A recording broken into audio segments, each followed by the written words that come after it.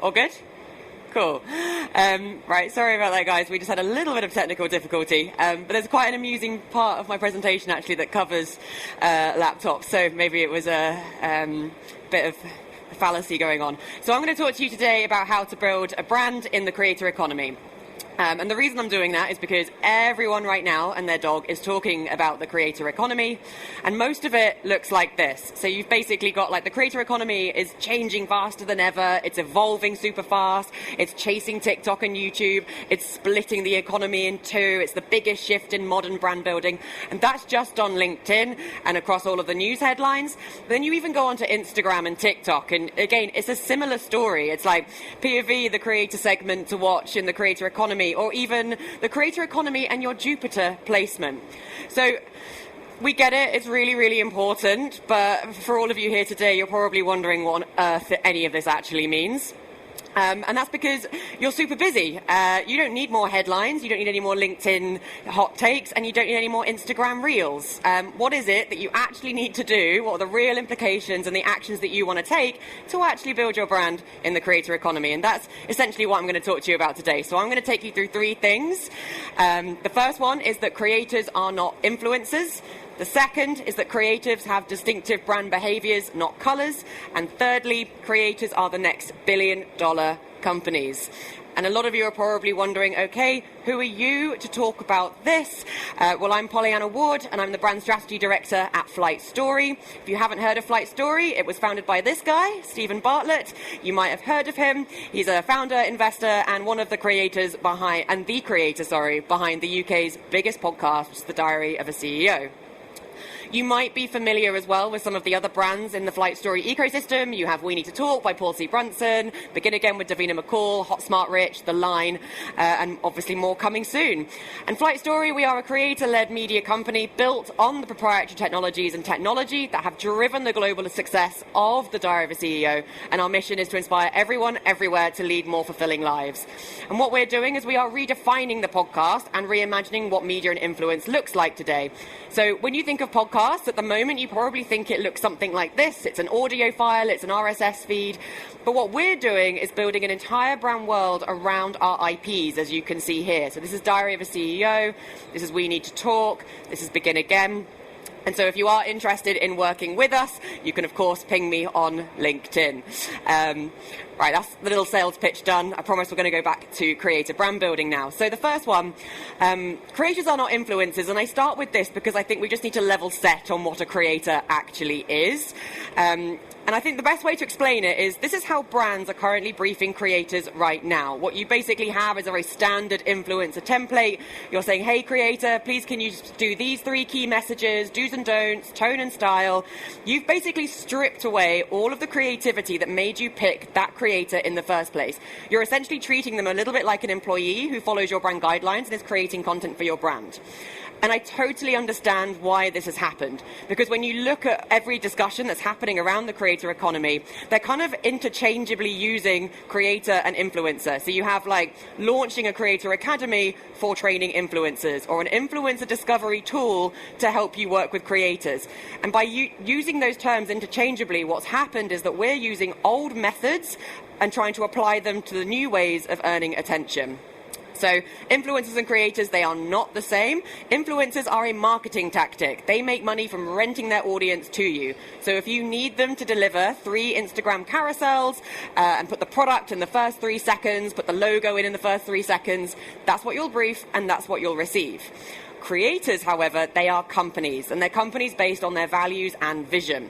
They do take on brand sponsorship, of course, but they're also making money from their own content too, and that's essentially what has created this entire industry known as the creator economy. So I totally get it. It's okay if you've been working with the assumption that influencers are creators. It's not your fault. The headlines are all very, very confusing, but I think now that we know the difference, let's just dig into what creators actually are. So creators, build trust very, very differently to traditional brands. So creators, they can show you, they can model behavior, they have other creators that they hang out with. You're judged by the company you keep, after all, and the actions that you take and what you spend your time doing. But if I show you a car brand, for example, for them to build trust, they have to be advertising and putting themselves out there for years. There is a reason that car brands advertise in family films, because it takes 20 years to build up enough headspace so that when you're buying a car, you'll choose them. And also, you can't relate to a car, but you can relate to a human. So this is Davina McCall, one of our creators behind Begin Again. Davina, she is excited by life. She loves her friends. She's a mum, but she's also experienced trauma. She's experienced medical scares, getting older. A car brand could actually never be this multifaceted, and it could never build this kind of trust. And these are some other examples of creators and their companies. So you have Alex Cooper and Unwell, Mr. Beast and Feastables, you have KSI, Logan Paul and Prime, you have Emma Chamberlain and Chamberlain Coffee. They are, yes, they will work off of some brand deals, but they're also businesses in their own right. They are building brand worlds with their own revenue streams built off of their content. And how did they become so successful? Well, it's because they built a brand. And brand, in this case, is the multiplier. And I know that brand, it's one of those really fluffy, intangible things that you can't really put on an analytics dashboard. But it's basically that qualitative stuff that people just feel and they go, yep, this is a brand for me, or yep, this brand gets me. So I'll just give you some basic examples. So it's the difference between you paying 20 quid for a trainer and £100 for an Adidas shoe. Now, the Adidas shoe still has really great product features, but there's also a reason as to being oh yeah, I just think Adidas is super, super cool. But you can't measure that. The other one is that you can pay 100 quid for a standard laptop, or you can be like me and fork out £2,000 for an Apple Mac, which struggles with different technology. But there's a reason, right? Buying an Apple somehow says something about me, or what I stand for, or what my favourite things are. And that's kind of what you do with brand.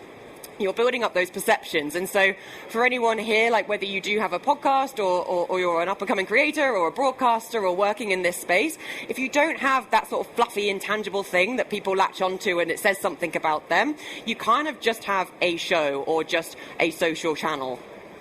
So the TLDR on this first section is very much that a creator, they turn their content into companies by building brand. And by doing that, they can then make lots and lots of money.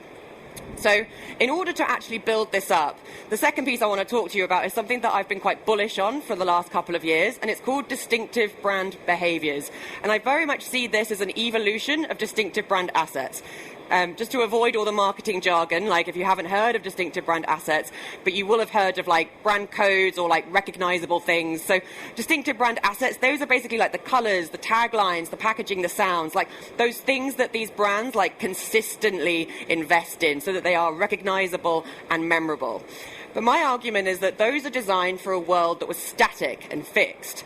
And when we think about the most influential brands today, they're being made by creators, artists, actors.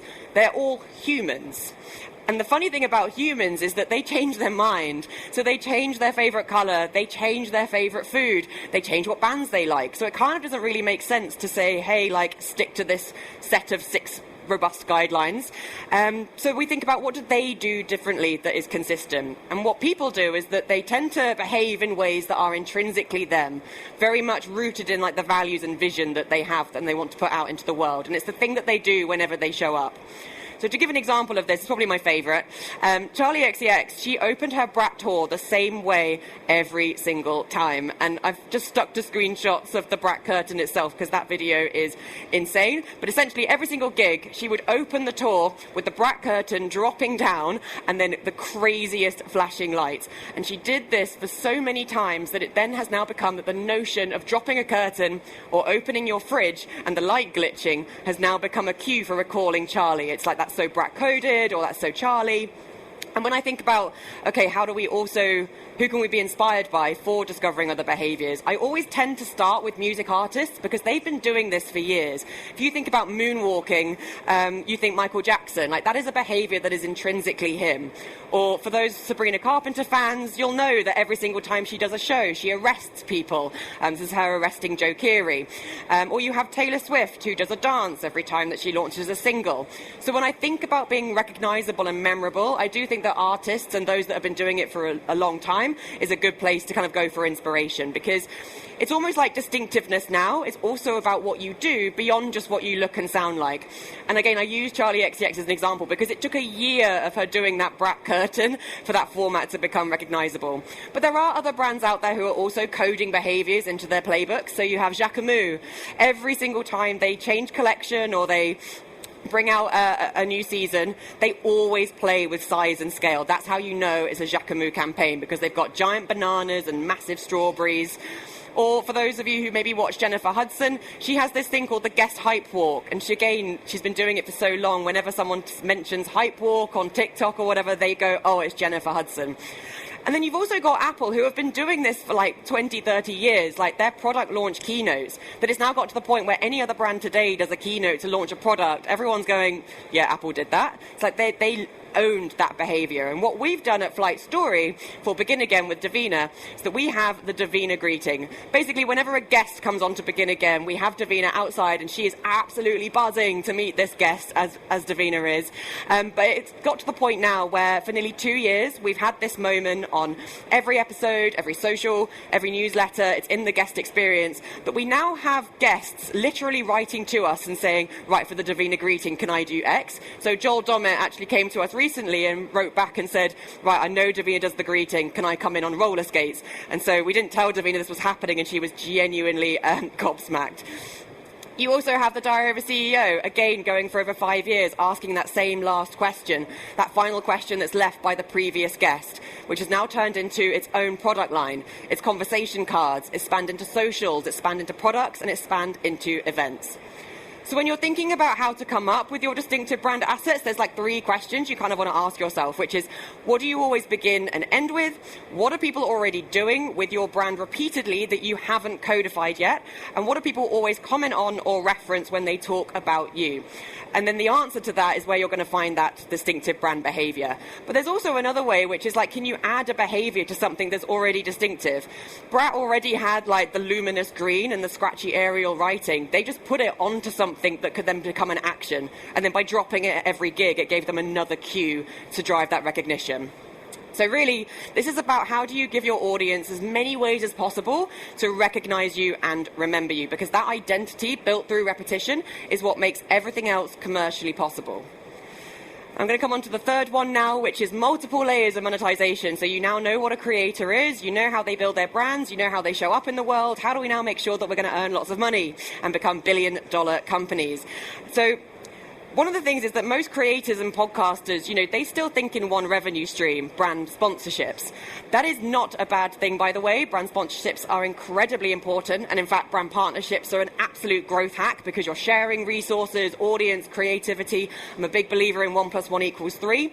But in this talk, I really want you to think bigger, because it only takes one email from one of your brand partners who's decided to part ways, and that can break your entire business.